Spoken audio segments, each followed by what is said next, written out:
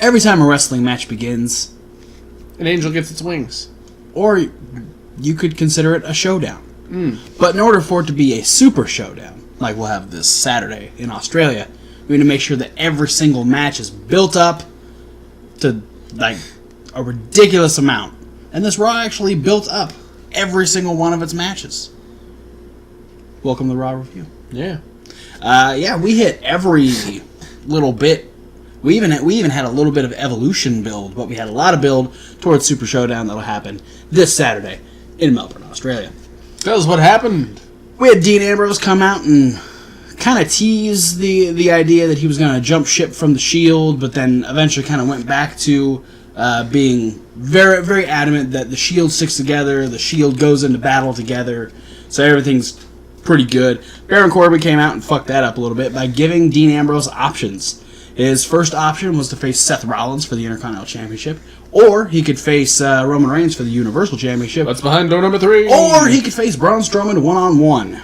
And Dean Ambrose decided to try and make door number 4.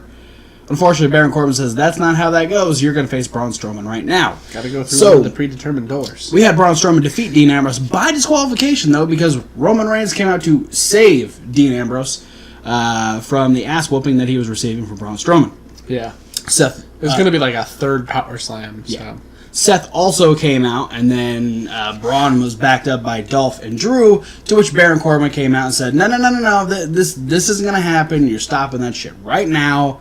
So later we're going to have Drew versus Seth, but right now we're going to have Dolph versus Roman. So we had Dolph versus Roman. It was almost a title match because Roman wanted to defend the championship, and Baron Corbin said, no, that only happened. You're not defending that title until we go to Saudi Arabia. That's not until November. So we got like a month before that happens. So Roman Reigns just beats Dolph Ziggler plain. Baron, you're letting me down. Yeah. Because one of the whole reasons why we just like that Brock Lesnar title reign is how infrequently it was being defended. Yeah. I see how they're doing that, though. They're making it look like Roman wants to defend the title. Mm-hmm.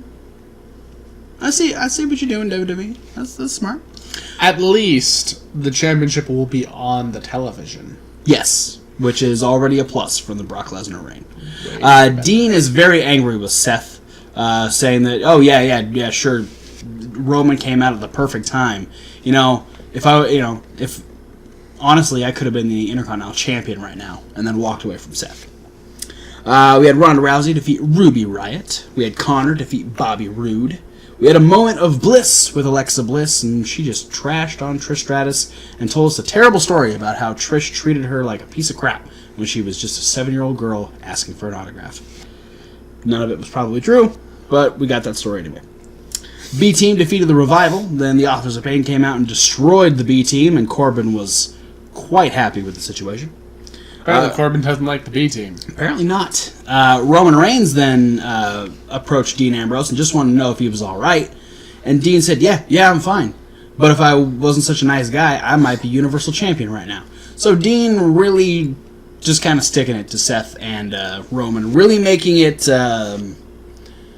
unclear as to his current motives. Braun tried to rally the troops by telling Drew McIntyre, like, hey, you need to win tonight. We're almost guaranteed to get Dean Ambrose on our side. And yeah, we don't need any weak links, as he looked at Dolph Ziggler, who lost his match. Then we did have Drew McIntyre defeat Seth Rollins. Drew McIntyre with the aid of a distraction by Dolph Ziggler. This just turned into all 3 members of the Shield running down and being destroyed by the Dogs of War. So Dean Ambrose seemingly still on the side of the Shield as he attacked with an axe handle, but he was dropped just like the other 2. Kevin Owens and Elias got the most heat that Elias has ever, well, both of them might have ever gotten in their careers before Bobby Lashley defeated Kevin Owens. And then both of them beat down both Bobby Lashley and Lio Rush. Bayley defeated Alicia Fox. And we had Shawn Michaels come out to talk about how he'll be in the corner of Triple H on Saturday. This was then the catalyst to bring out Kane, and then The Undertaker, and then Triple H, and the Brothers of Destruction left the former DX members destroyed in the middle of the ring, and they raised their fists, and we went off the air. With that being said, Kevin Hawk, what'd you like about Raw? That was what I liked. I like that too. Yeah. Ronda Rousey versus Ruby Riott. Yeah. I liked. You know, Ronda continues to prove that she takes wrestling very serious. Yes. And Ruby's one of those women that, like, when you go against them, you really need to expect to have a good match, and it's hard to have a bad match with Ruby just because she's just so technically sound. And so to see, like, you know, she got quite a bit of offense, and she had help from Liv and Sarah Logan on the outside. But then to see Ronda really take control, and she did it very well. Like, you know, Ronda's continuously proving that, you know, she's not just, you know, being brought in because she's a big star. She actually, like, gives a shit about pro wrestling, which is a big plus for me. It's refreshing. It is. To say the least. I was going to go with that one, but I'll change my mind instead. You could just be a copycat. I could, but I don't want to do that. I actually really liked the Dean Ambrose story once again, carrying over from last week where the seeds were kind of planted that, hey, the Shield needs you more than you need them, and to see Dean so, like, securely, like, no, you know, the Shield is a brotherhood. We stick together. We go into war together. That's what we do. Sometimes we run each other off the freeway. I mean, he did insinuate that he could have run Roman Reigns off the road, but then like attempted murder. Then to watch that unravel throughout the night, and it's still, you know, there's still the potential, even though Dean Ambrose came out and had that saving moment, the Shield got left destroyed by the Dogs of War, and so to have that little bit of doubt kind of going into Super Showdown for the 6-man tag. I just want to know how the fractions work on this. I was trying to do it as a math problem in my head. Okay. Because it was like 3 guys with axe handles could like take out the entire Raw roster, but 1 guy with an axe handle couldn't take out just 3 guys.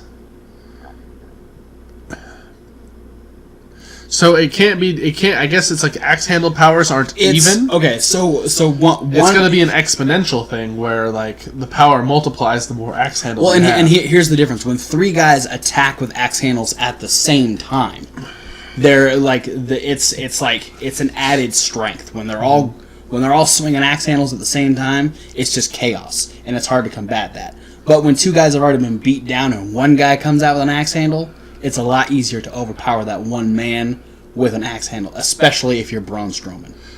All right. And Drew McIntyre. And Dolph Ziggler kind of helped. Anyway. Yeah, I like the Dean Ambrose story. It was good. What'd you love? You know, I think that might be yours. So I'm not going to take it. No, you can take it. I'm going to go with Seth versus Drew. That's cool. You know, it's just, again, for like the 2nd or 3rd time now that they've proved they have, like, great chemistry. Both guys are just total workhorses. Yeah. You know, so they're just driving to be the best competitors on the TV. And it really shows when they're going against each other. Yeah. It's like, I get the feeling watching their matches that they want to be the best match of the night.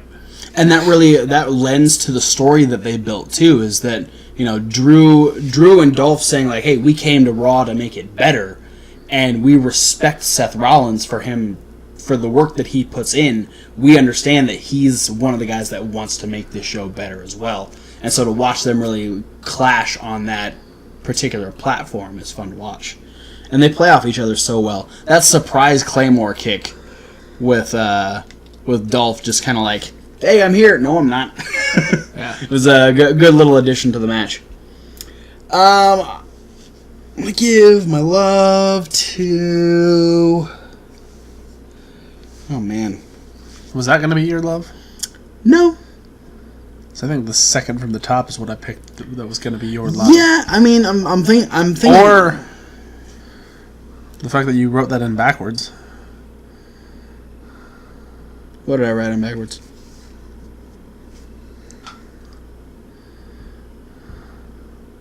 I'm confused. We'll talk about it in a second. No, actually, I'm going between those two. Because fuck it, I'm just going to talk about them both. Because we talked about how much we love the fact that the Ascension are actually getting a storyline. And so Connor getting a second win in a row over Bobby Roode with some fucking slick interference by Victor just knocking the hell out of Chad Gable was great. Let's just get a win for Victor. Still want that to happen. Yeah. But then... Or maybe them as a tag team? Yeah, absolutely them as a tag team. Maybe. But then, even with Alexa being hurt, this is what WWE doesn't do very well on a regular basis, is keeping that person relevant while they're out with injury. So keeping Alexa on and having her... she doesn't have anything going on at Super Showdown, so having her be the consistent build for Evolution, like other than the Mae Young Classic, that is the most consistent build for Evolution, has been Alexa Bliss trashing on Trish Stratus. Yeah. And I appreciate just how catty Alexa's able to get, picking on someone who is, as important to the business as Trish Stratus is.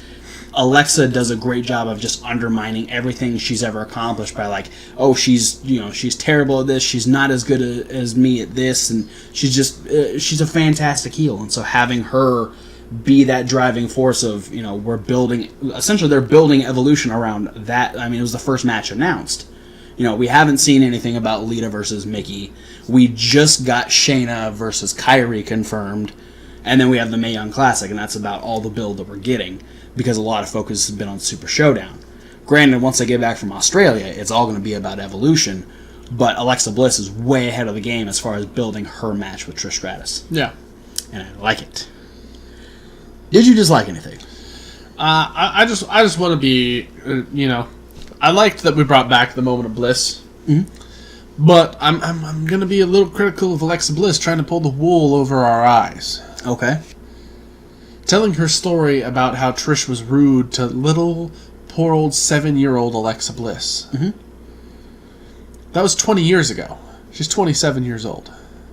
Okay. It would make it, 1998? Oh, that's true. Prior to Trish Stratus' March 2000 debut. Ooh. Fact check yourself, Alexa. Alexa, are you... We'd still have sympathy for 9-year-old Alexa Bliss. Let's be real. Alexa, are you lying to us? I feel so betrayed now. Right? I knew it just didn't feel right to me. I had to fact check it.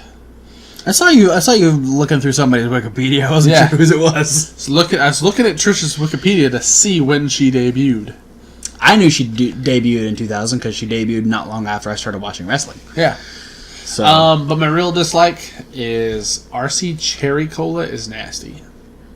Okay. Guess who we're not getting a sponsor from? Don't care.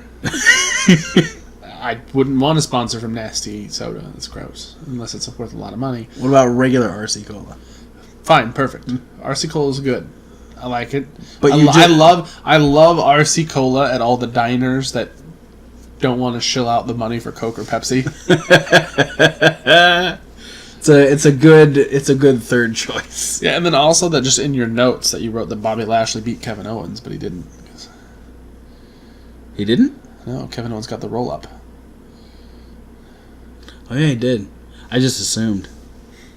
If I said that Bobby Lashley beat Kevin Owens, I lied. Oh my god, Alexa Bliss turned me into a liar. It's contagious. I don't feel good. I dislike that I don't feel good. Well, you might want to do another dislike from the show. Also, the Revival were just there to lose, which was a little upsetting because they had the best match of the week last week. Yeah, and now they're literally they're like the Shinsuke on Raw. It's like, hey, there's this really good thing that's happening that did really good stuff, but they're just there to have the B team out there so the Authors of Pain can attack B team. Yeah. and the Revival can just scoot away. Like, and they lost to a roll-up, too. Yeah. Happy birthday, Curtis Axel. Yesterday. I guess we could give that to him. I